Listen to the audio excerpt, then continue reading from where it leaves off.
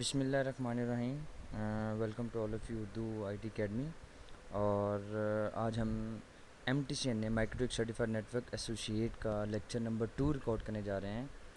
तो इसका lecture number 2 record करने से पहले मैं आपको थोड़ा सा बता दूं दोबारा कि मैंने पिछले लेक्चर में भी बताया था कि इसके कुछ प्री रेक्विजिट्स हैं।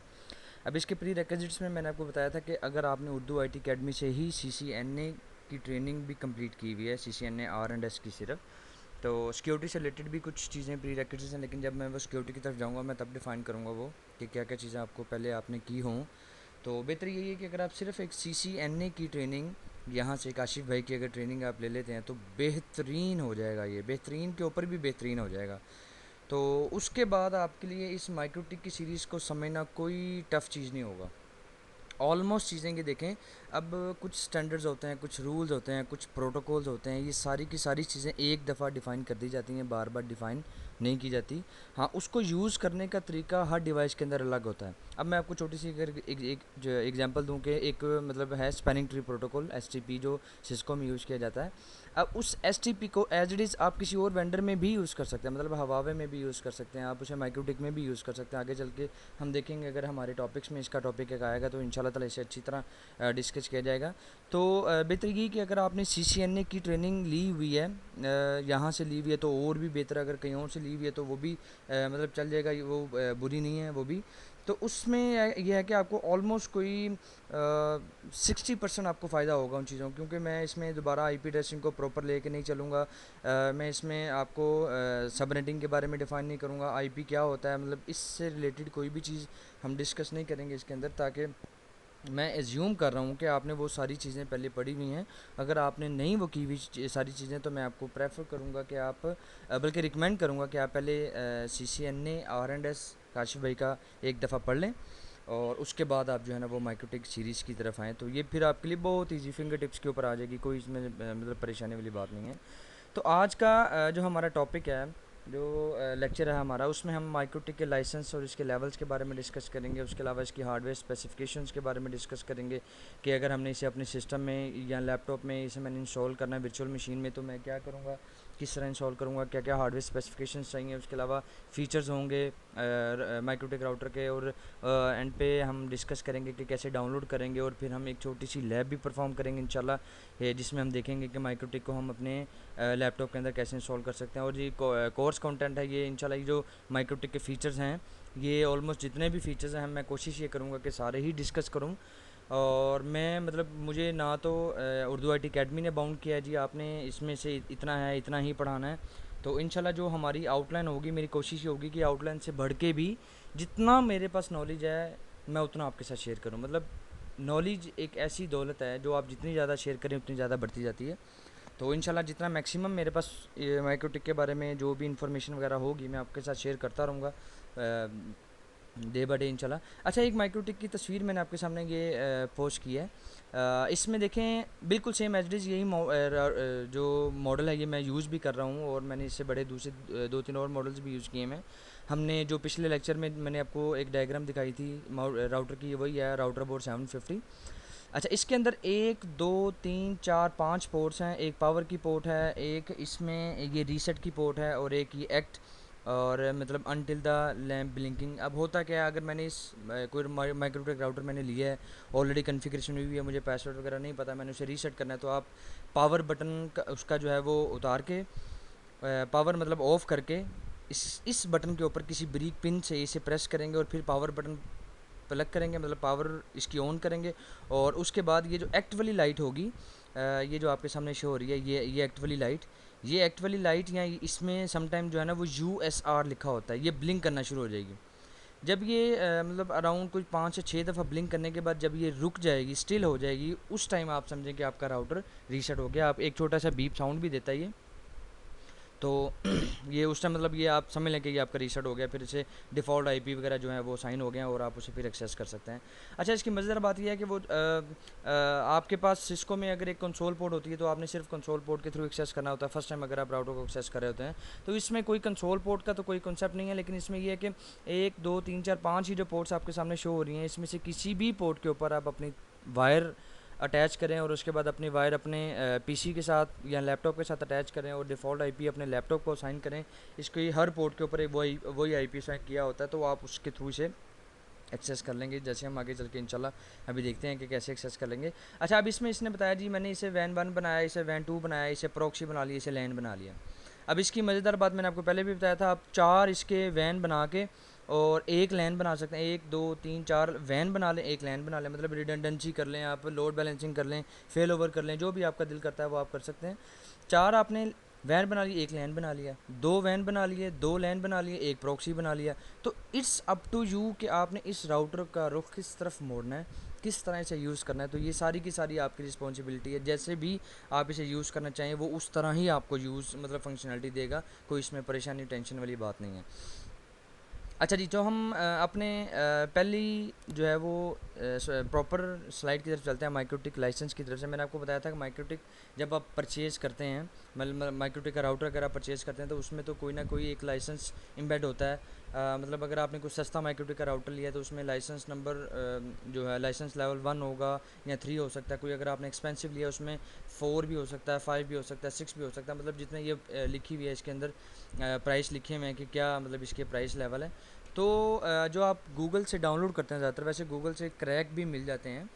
तो आपको क्रैक भी मैं कोशिश करूँगा, एक आध लिंक जो है वो आपको शेयर करूँ, या मैं इनके जो यूज़फुल लिंक का एक है छोटा सा एक पोर्टल की तरह उर्दू IT अकेडमी में, उसके ऊपर मैं कोशिश करूँगा कि रखूँ। मेरे पास एक पड़ा हुआ है क्रैक्स लेवल 6 का।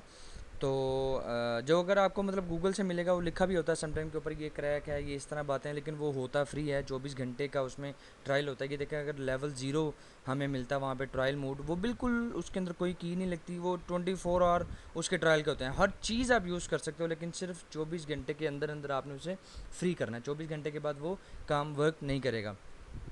अच्छा, अब डिफरेंट लेवल्स में क्या डिफरेंस है तो हम ये देखते हैं। अब ये लेवल 0 है, ये लेवल 1 है फ्री डेमो। इसके अंदर देखें जी, यहाँ पे इनिशियल कॉन्फ़िगरेशन सपोर्ट कोई नहीं होती, वायरलेस एपी भी इसके अंदर कुछ नहीं होता, वायरलेस क्लाइंट ब्रिज भी इसके अंदर नहीं available, RIP O S P F BGP protocol भी इसके अंदर कोई अवेलेबल नहीं है। हाँ, EOIP टनल, मतलब जैसे आप VPN की टनल क्रिएट करते हैं, ये भी उसी तरह की एक टनल है। इंशाल्लाह इसे ब्रीफ डिस्कस किया जाएगा। PPOE triple POE point two point protocol over Ethernet tunnel, तो ये भी एक टनल बनती है। PPTP टनल है, L2TP टनल है, open VPN VLAN interface, hotspot active users. तो मतलब ये एक एक चीज़ें फ्री डेमो के अंदर जो लाइसेंस नंबर 1 है उसके अंदर एक एक ये पाई जाती हैं। कुछ एक चीज़ें वेब प्रॉक्सी नहीं इसके अंदर आप यूज़ कर सकते।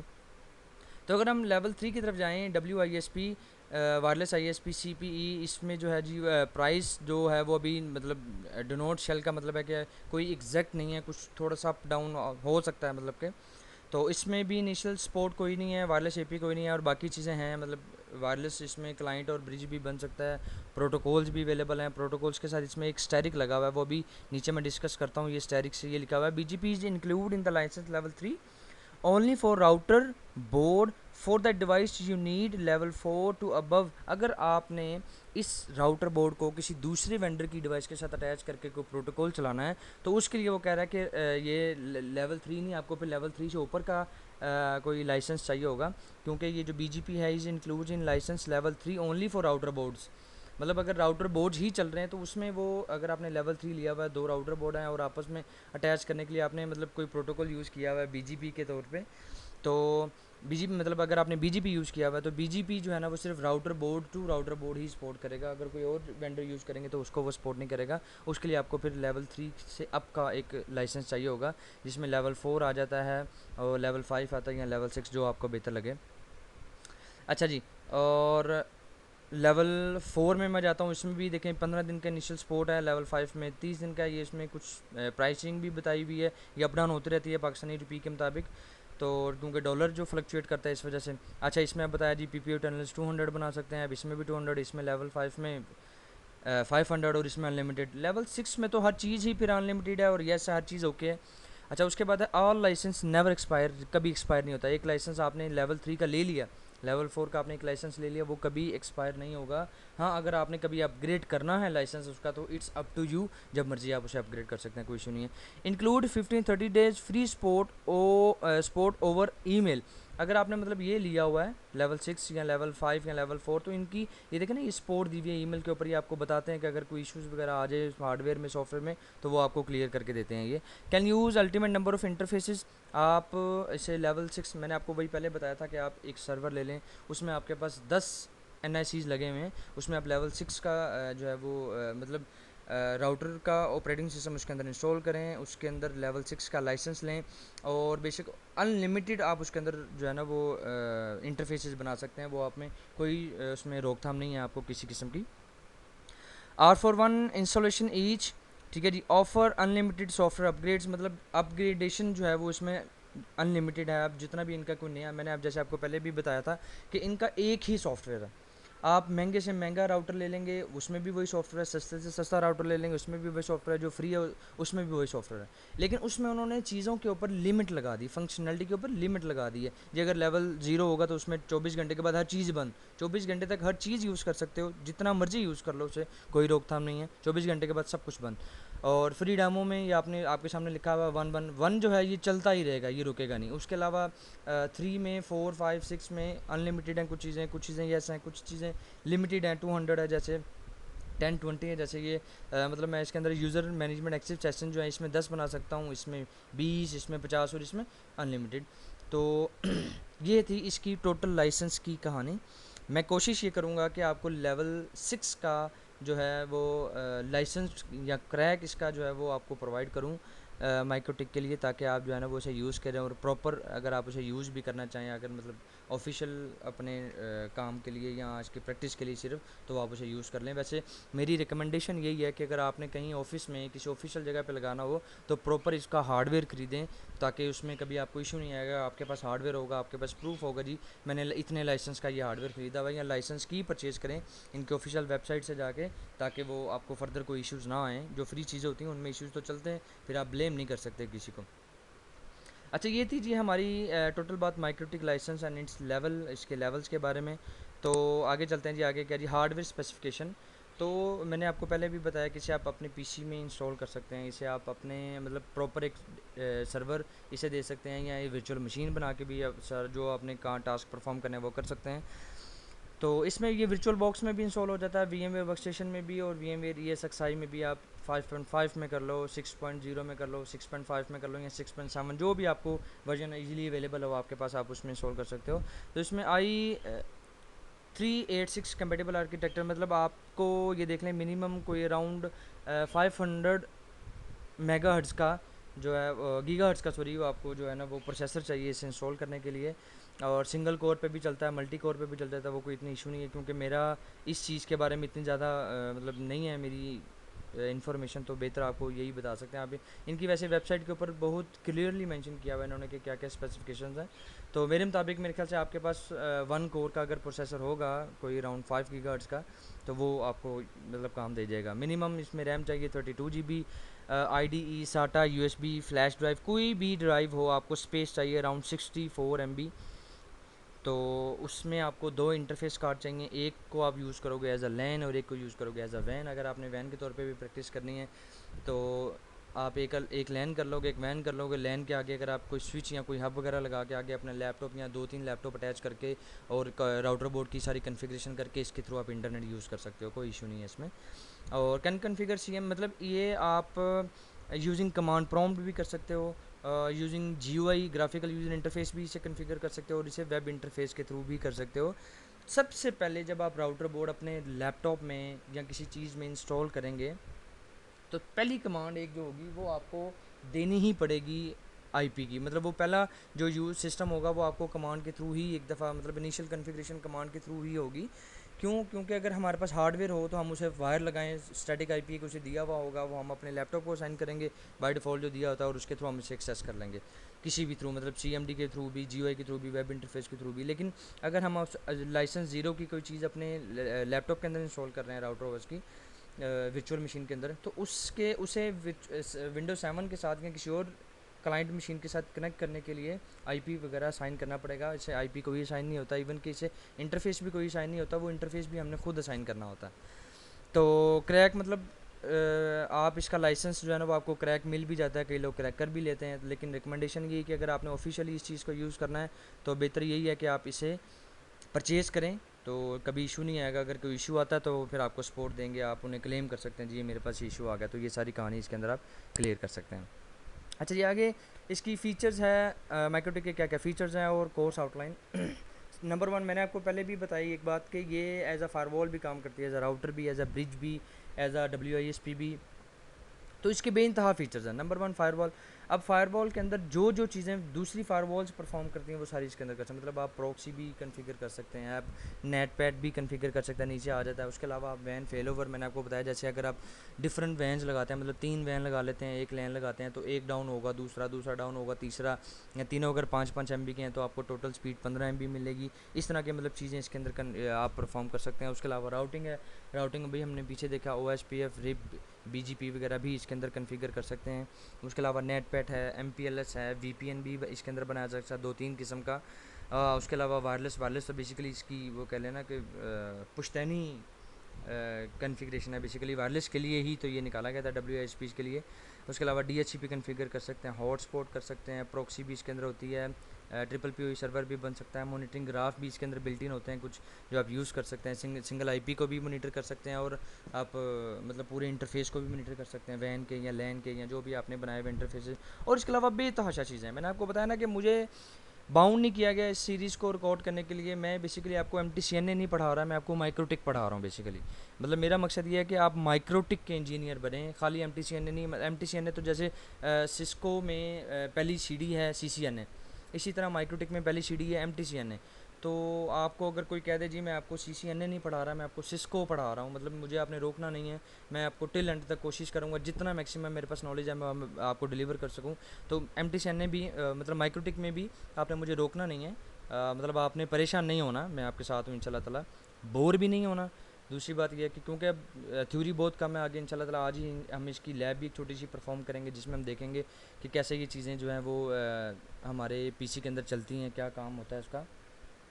तो मुझे आपने आपने परेशान नहीं होना, उर्दू अकेडमी की तरफ से वैसे ही कोई मतलब रोक नहीं है, वो तो वैसे ही मतलब अल्हम्दुलिल्लाह इतना ज़बरदस्त काम करें कि हर बंदा कोई यहाँ पे आए तो वो अच्छी एक मतलब ट्रेनिंग लेके यहाँ से निकले। तो जो जो बंदा ये पढ़ेगा वो इंशाल्लाह ताला दुआएं ही देगा उर्दू अकेडमी को भी और मुझे भी, क्योंकि मेरी कोशिश यही है कि मैं इस एक कोर्स के अंदर मैक्सिमम आपको नॉलेज जो है वो डिलीवर कर सकूँ।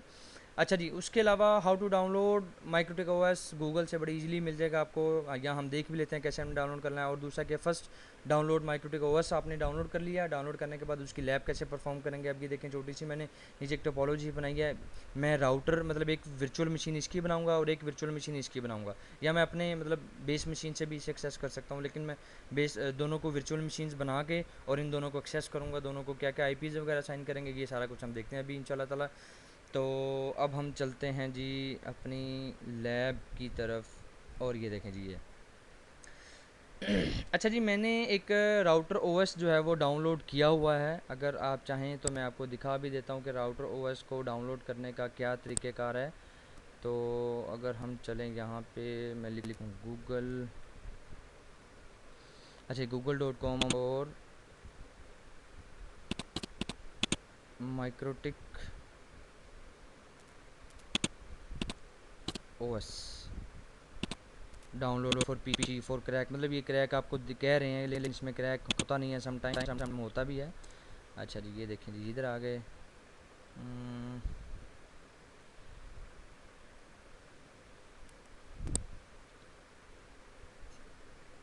ये माइक्रोटिक की आई थिंक हाँ ऑफिशियल वेबसाइट नहीं है।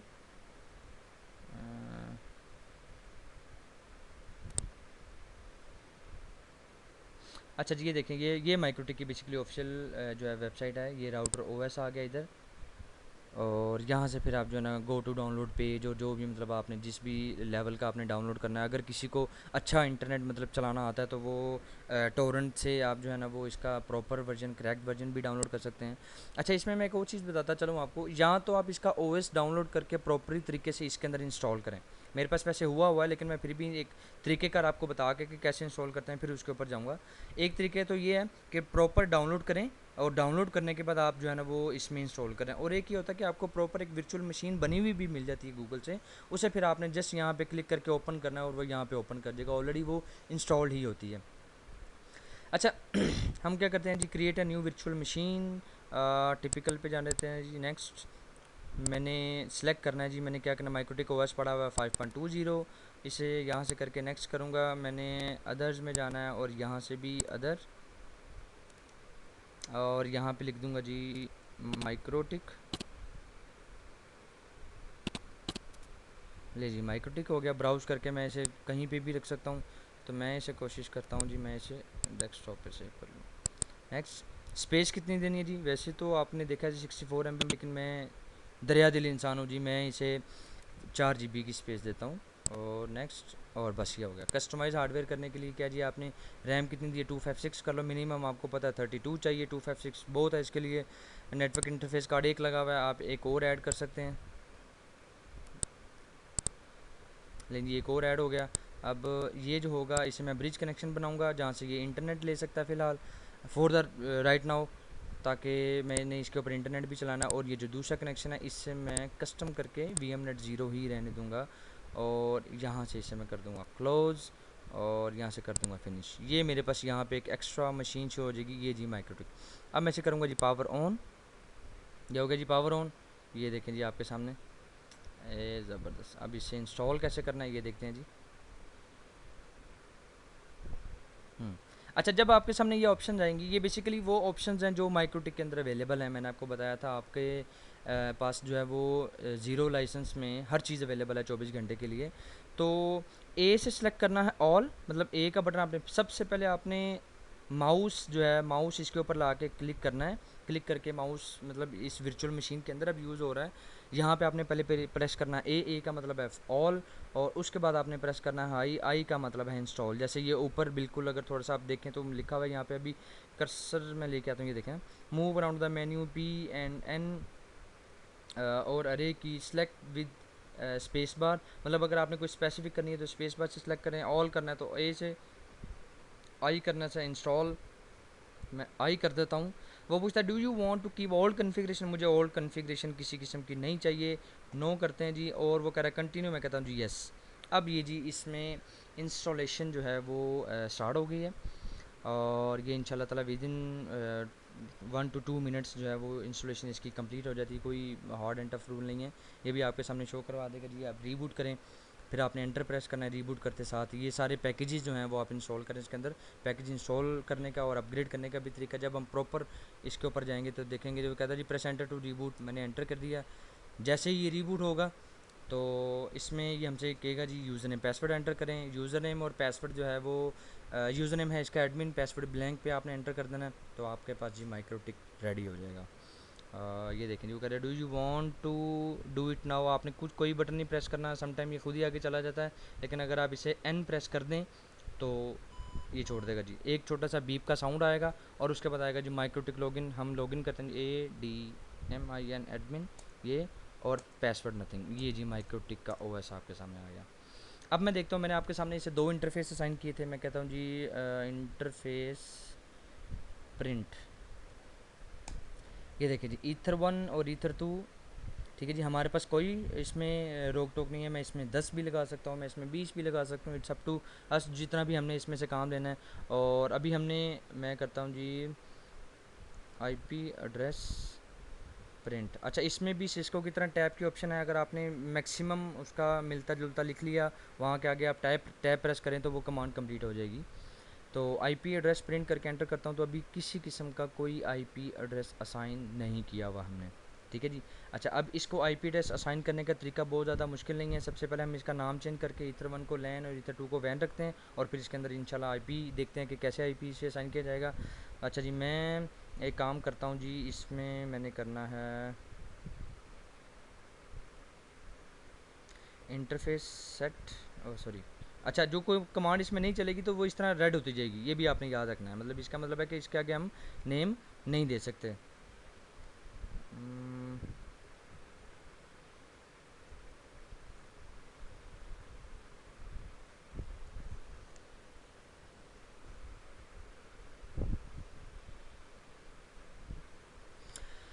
अच्छा जी, इसमें एक सेकंड मैं ज़रा माउस को बाहर लेके आऊँ, इसे थोड़ा सा जूम करके देखते हैं जी। अच्छा जी, मैंने अब इसे थे हम कहाँ पे कि हम इसे ईथरनेट नेम असाइन करने लगे थे, और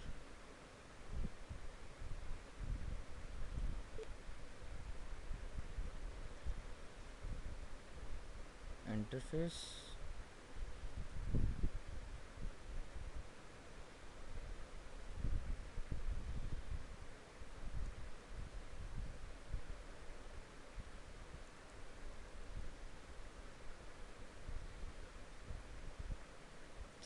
आईपी एड्रेस नेम बाद में चेंज करते हैं, अभी फ़िलहाल इसे डायरेक्ट आईपी एड्रेस अगर असाइन करें तो आईपी एड्रेस सेट या ऐड एड्रेस